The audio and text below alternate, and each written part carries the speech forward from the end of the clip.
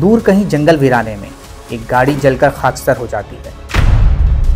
उसमें से बरामद होने वाली लाश को ईदी रजाकार लावारिस लोगों के कब्रिस्तान में दफन कर देते हैं, मगर उनको ये नहीं मालूम कि ये लाश जल्द ही दोबारा निकाली जाएगी और फिर इसके साथ ऐसी ऐसी कहानियाँ सामने आएंगी जो पूरे शहर को अंगुश्ते बदंदा कर देंगी। ये जज्द खाकी नौजवान मुस्तफ़ा आमिर का था, जिसको उसके दोस्त अरमगान ने एक मैसेज पर नाराज़ होने के बाद कत्ल कर दिया था।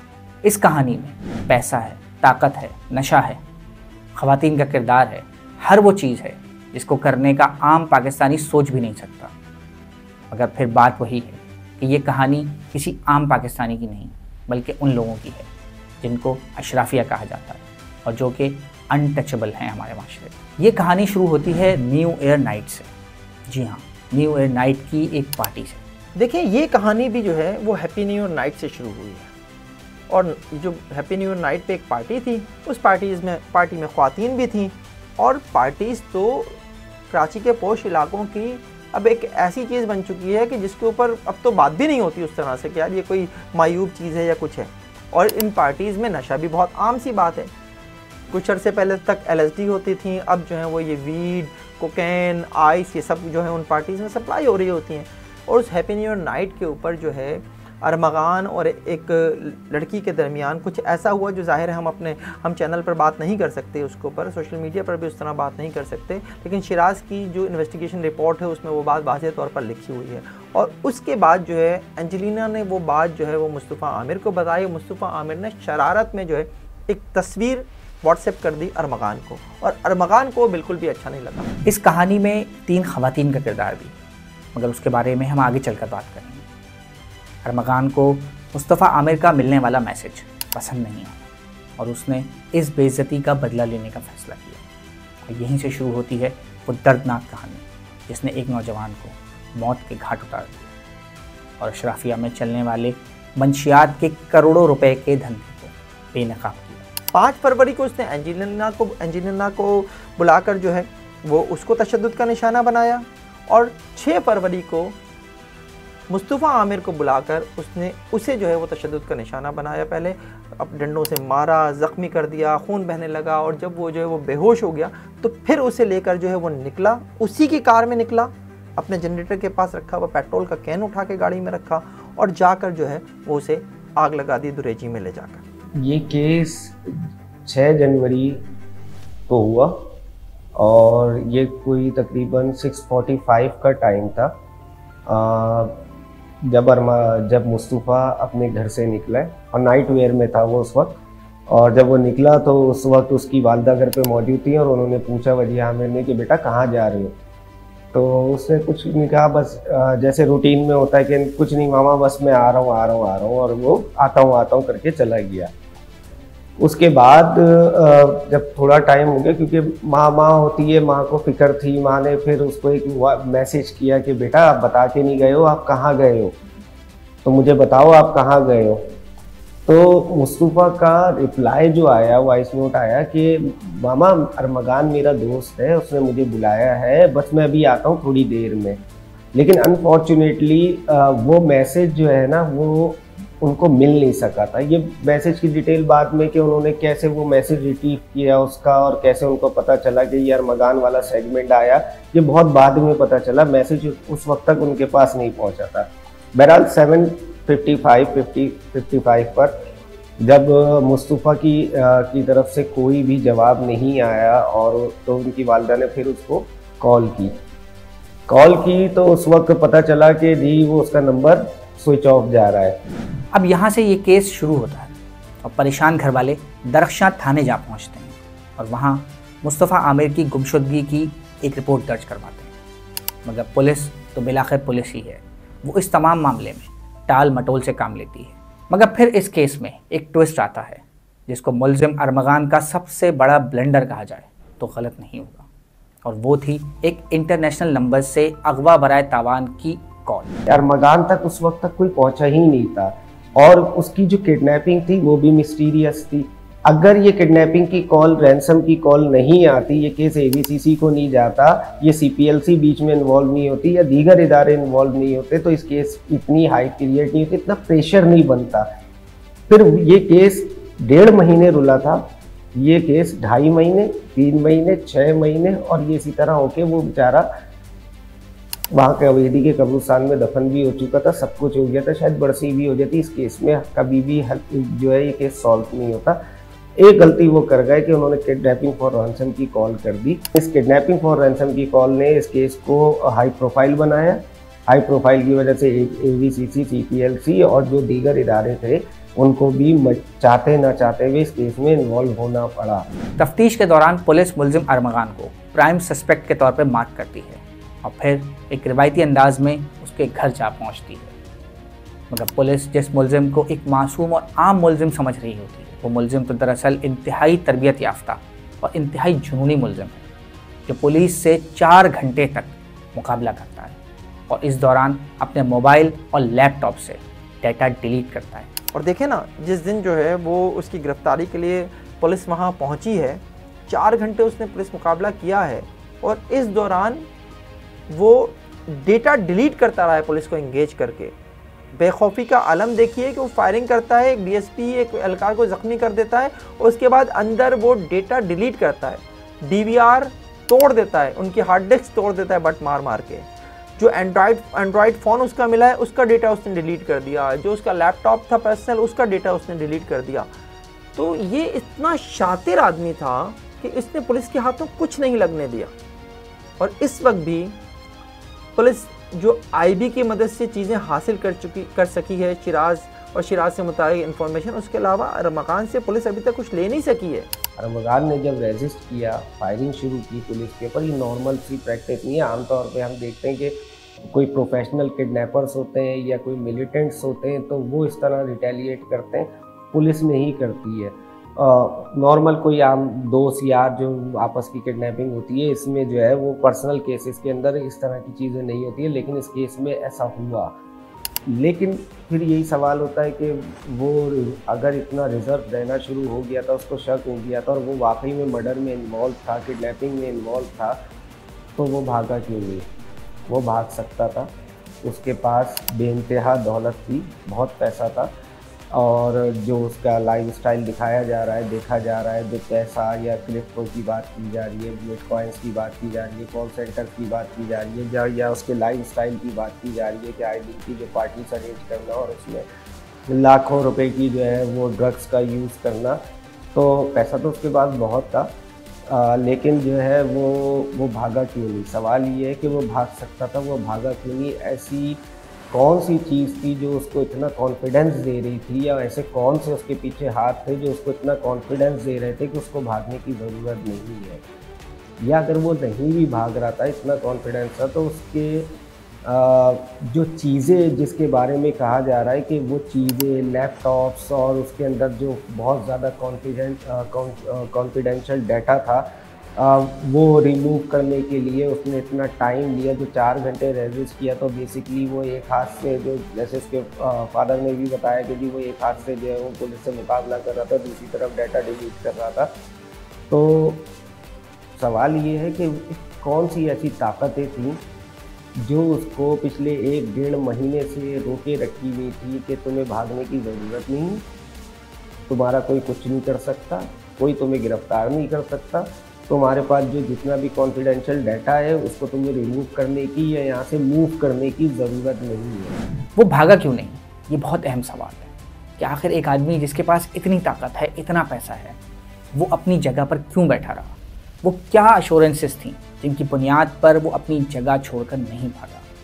इस सवाल का जवाब छुपा है अरमगान के वालिद के बैकग्राउंड। मगर इससे पहले हम आपको ये बताते हैं कि वो कौन सा क्लू था जिसने पुलिस को इस बात पर यकीन करने में मदद की कि मुस्तफ़ा आमिर का कत्ल अरमगान के घर के अंदर ही हुआ। लेकिन साथ में एक मोबाइल रिकवर हुआ मुस्तफ़ा का। मुस्तफ़ा के पास बेसिकली 2 मोबाइल थे, एक था नॉन PTA आईफोन और एक छोटा नोकिया का फ़ोन था जो फ़ोन के लिए इस्तेमाल करता था वो। तो वो जो छोटा नोकिया वाला फ़ोन था वो तो रिकवर कर लिया था पुलिस ने वहाँ से। तो जब फ़ोन रिकवर हुआ तो पुलिस को पहला क्लू मिला मुस्तफ़ा के केस में। ये मुस्तफ़ा के केस से इररिलेवेंट चीज़ें हैं कि कॉल डाटा और वेपन और ये सारी चीज़ें या ड्रग्स का जो बता रहे, लेकिन जो मुस्तफ़ा का केस से रिलेटेड चीज़ मिली, वो पहली जो एविडेंस उनको मिला वो मिला उसका मोबाइल, जो शायद अरमगान को भी नहीं पता होगा कि उसके पास ये फ़ोन होगा, और वो मार पिटाई के अंदर वो कहीं ना कहीं गिर गया होगा और वो रिकवर हो गया। तो पुलिस को यहाँ से पहली कामयाबी मिली मुस्तफ़ा आमिर केस के अंदर। फिर सेकंड जब उन्होंने और मज़ीद सर्चिंग शुरू की तो उन्होंने कालीन पे कुछ ब्लड के ट्रेसेस थे। अच्छा, ब्लड का में इशू ये है कि आमतौर पे जैसे अगर यहाँ पर ब्लड गिरा आप साफ़ कर देंगे तो बज़ाहिर वो साफ़ हो जाएगा, लेकिन वो अपने ट्रेसेस छोड़ जाता है, और उसकी जब फॉरेंसिक्स होती है तो वो ट्रेसेस मिल जाते हैं, रिकवर हो जाते हैं। तो पुलिस ने जब फॉरेंसिक करवाई तो उनको ट्रेसेस मिल गए कि यहाँ ब्लड था। सेकंड आपको क्लू ये मिला। थर्ड, जब आपने उसके जो स्टाफ था उनको क्वेश्चन किया तो उन्होंने इस चीज़ को वेरीफाई किया कि जी हाँ कुछ हुआ था, इस तरह के लड़के को हमने देखा था, इस तरह की कार भी हमने यहाँ पर देखी गई है, और उस दिन कुछ हुआ भी था, फायरिंग की आवाज़ भी आई थी। तो पुलिस को मज़ीद शक बढ़ा कि कुछ हो गया है, और ये एटलीस्ट उस दिन पुलिस के पास ये शहादत ज़रूर थी कि मुस्तफ़ा की किडनैपिंग हुई और यहाँ हुई, वो आया था यहाँ। फिर पुलिस को शक हुआ कि वो उसका मर्डर हुआ है, लेकिन अभी तक मर्डर कंफर्म नहीं था। किडनैपिंग तो कंफर्म हो गई कि जी वो यहाँ पर आया था, उसका मोबाइल फ़ोन मिला उसका, फिर उन्होंने उसकी वालदा का डीएनए लेके उसकी प्रोफाइलिंग करी, वो मैच हो गया, ये भी कंफर्म हो गया कि हाँ कुछ हुआ है, लेकिन अभी तक ये तस्दीक नहीं हुई है कि उसका मर्डर हुआ है। जब उसके बाद जाके जब मुलाजमीन जो थे, उसके जो नौकर थे या जो सर्वेंट्स थे, उन्होंने भी तस्दीक करी, तो ये अब एक के बाद एक क्लू मिलना शुरू हो रहा है। ऑब्वियसली फिर उन्होंने अपनी इन्वेस्टिगेशन को बढ़ाया, सीडीआर निकाली, सारी चीज़ें निकाली। उससे एक और चीज़, एक बंदे का पता चला, वो था शहराज, जो को एक्यूज़ किया। मुलजिम अरमगान इतना शातिर था कि उसने तफ्तीश के दौरान पुलिस को कुछ भी नहीं बताया। ये तो भला हो इंटेलिजेंस ब्यूरो का कि जिसने कार्रवाई करते हुए इस जुर्म में शरीक जुर्म शिराज को गिरफ्तार किया, और फिर उसने वो कहानियाँ सुनाई कि जिसको सुनकर पुलिस वालों को भी यकीन नहीं आया कि क्या हुआ। अगर तो मैं ये समझता हूँ कि इसमें इंटेलिजेंस ब्यूरो नहीं कूदती, वो शिराज को पकड़ कर नहीं देती, तो शायद अरमगान जो है वो एक दो पेशियों में ही जो है वो इंसदादे दहशतगर्दी की अदालत से ही, जहाँ उसे रिमांड के लिए पेश किया गया, पुलिस रिमांड के लिए, वो जेल रिमांड हो गया, वो वहीं से 2-3 पेशियों में ही जो है वो फारिग हो जाता, क्योंकि पुलिस के खिलाफ खुद वहाँ से जो है वो FIR का ऑर्डर हो गया था। शिराज ने ये भी बता दिया था कि हम इस तरह जो है वो गए थे और यहाँ पर हमने ये किया। तो जब पुलिस ने यहाँ की बलूचिस्तान पुलिस से कांटेक्ट किया तो उन्होंने भी इस चीज़ की तस्दीक की कि ये बॉडी यहाँ पर इस तरह मिली थी और इस हालत में थी, गाड़ी में थी। तो हर चीज़ की कनेक्ट, जो डॉट्स से वो कनेक्ट होते गए। वो जब इन्वेस्टिगेशन शुरू होती है तो वो डॉट्स कनेक्ट होते रहते हैं, तो उस तरह कनेक्ट होते रहते हैं। अब आते हैं, इब्तिदा में बात की गई उन 3 ख़वातीन किरदारों की तरफ कि आखिर उनका इस तमाम वाक़े से क्या ताल्लुक़ था और वो किस तरह मुलजिम और मकतूल से जुड़ी हुई थी। तो जो 3 नाम अब तक सामने आए हैं मुख्तलिफ़ ख़वातीन के, अंजलिना है, जोमा है और एक और लड़की है नताशा, इनके जो नाम सामने आए हैं ये बेसिकली जो है इस बात का सबूत है कि किस तरह से पार्टीज़ में ये ख़वातीन शामिल होती हैं। और जो शिराज की रिपोर्ट है, वो शिराज की रिपोर्ट में जो बात शिराज ने बताई है कि किस बात पे मुस्तफ़ा आमिर का कत्ल हुआ है, वो बात भी बहुत इम्पॉर्टेंट है कि अंजलिना जो है वो एक बात जो है वो मुस्तफ़ा आमिर को बता देती है। मुस्तफ़ा आमिर उसके ऊपर एक व्हाट्सएप कर देता है अरमगान को बात बुरी लग जाती है, उस बात के ऊपर वो मुस्तफ़ा आमिर को कत्ल कर देता है। तो ख़वातीन हैं, बराह रास्त कत्ल से ताल्लुक़ नहीं है, लेकिन ये बात साबित है कि ये पार्टीज़ में ख़वातीन का किरदार भी है, कॉल गर्ल्स का किरदार भी है।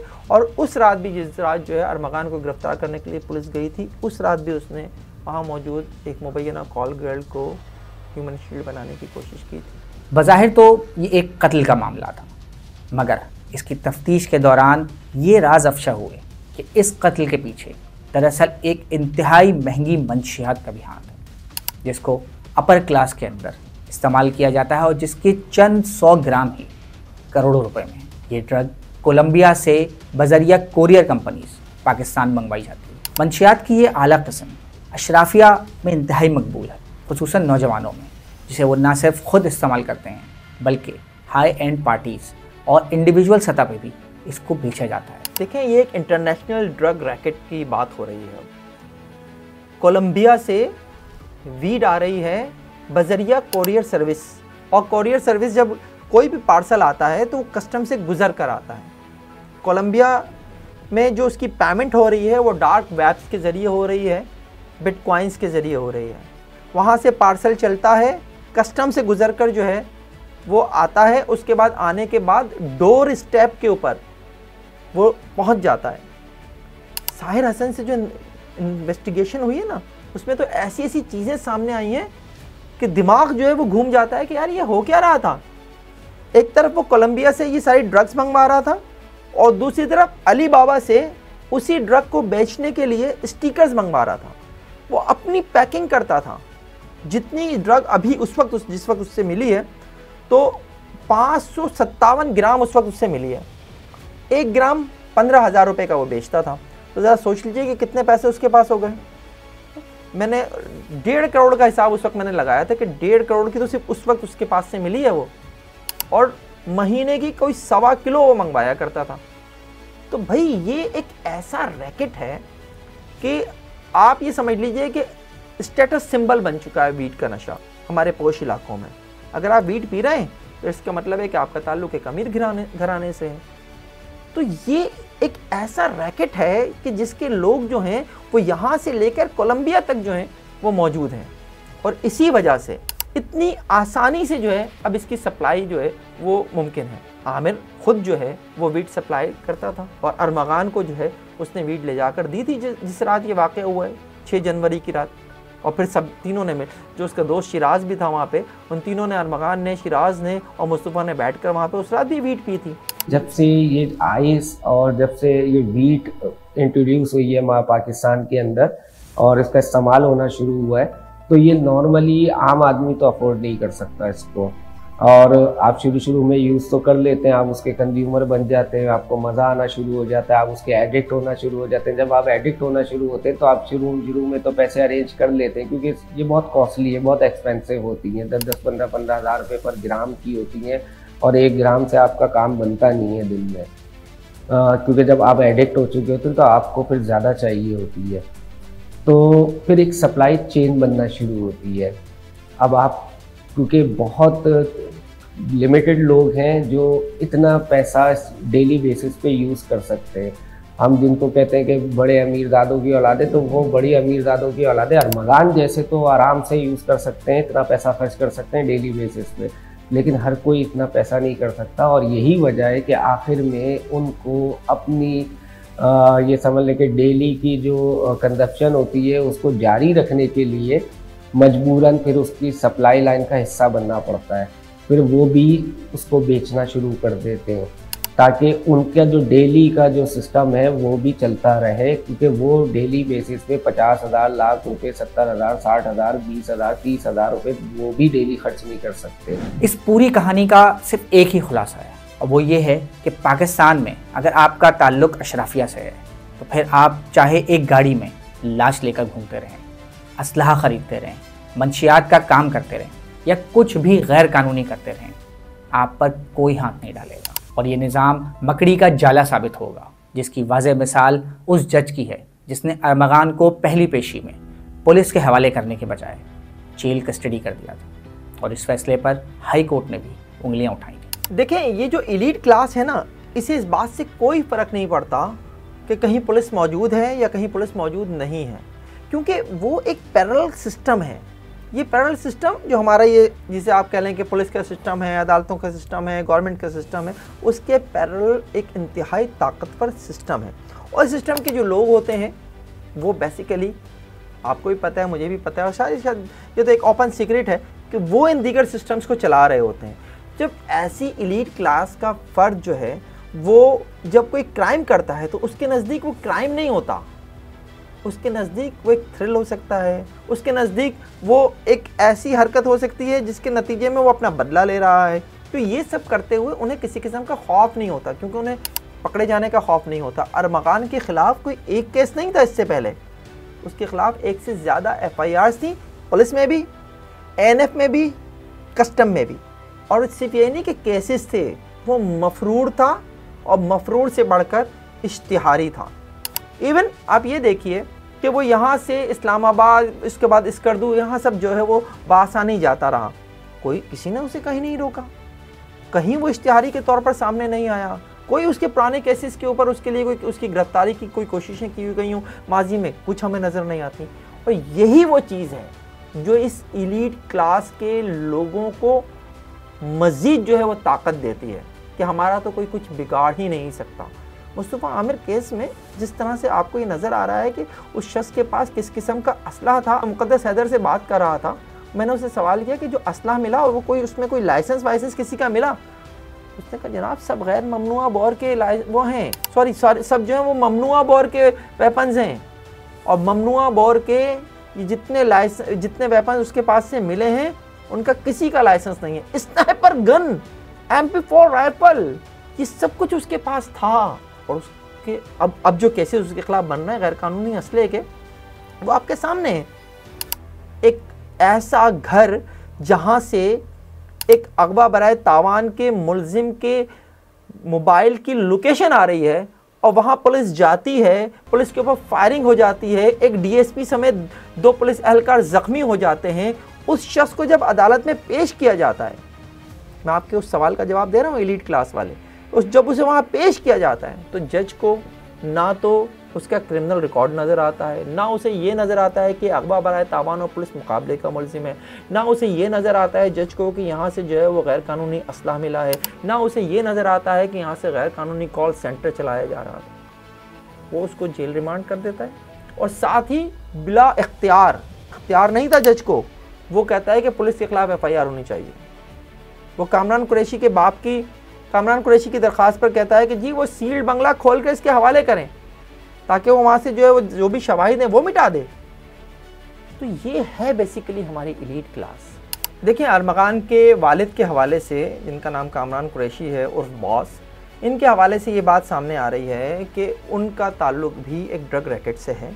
वो माजी में भी ड्रग सप्लाई करते रहे हैं और अभी भी उनका ताल्लुक एक ड्रग रैकेट से है। और पुलिस, मुझे अफसोस है कि पुलिस जो है उनका जो साबिका क्रिमिनल रिकॉर्ड है वो तलाश करने में अभी तक नाकाम है। वो इन्फ्लुएंशियल हैं या नहीं हैं, लेकिन ये बात अब साबित होती चली जा रही है कि इस सारे मामले के पीछे ज़रूर कुछ इन्फ्लुएंशियल लोग मौजूद हैं। तो इन लोगों को किसी किस्म का कोई खौफ नहीं है क्योंकि इनके ताने बाने बैरून मुल्क भी हैं। जैसे कामरान कुरैशी ख़ुद को कहता है कि वो एक अमेरिकन नेशनल है। इसी तरह से जो है आप ये देख लीजिए कि उसके ख़िलाफ़ जो माजी के केसेस हैं वो आज तक सामने नहीं आ सके हैं। मैंने जब ये सवाल पुलिस हुक्काम से किया तो हाँ निकाल रहे हैं, देखते हैं, असल में इतना पुराना रिकॉर्ड चूँकि उस वक्त कंप्यूटराइज नहीं था तो मिलना जो है वो मुश्किल हो रही है। अरे भाई कोई मुश्किल नहीं है। अगर आपने आज तक अपने क्राइम रिकॉर्ड ऑफिस को जो CRO है, अगर आज तक आप उसे जो है वो कंप्यूटराइज इस तरह नहीं कर सके कि जो माजी के केसेस हैं वो भी आज आपके क्राइम रिकॉर्ड ऑफिस का हिस्सा होते, तो फिर किस काम का है आपका ये सारा सिस्टम। मज़ीद न्यूज़ अपडेट्स और डिजिटल स्टोरीज के लिए सब्सक्राइब करें डॉन न्यूज़ पाकिस्तान।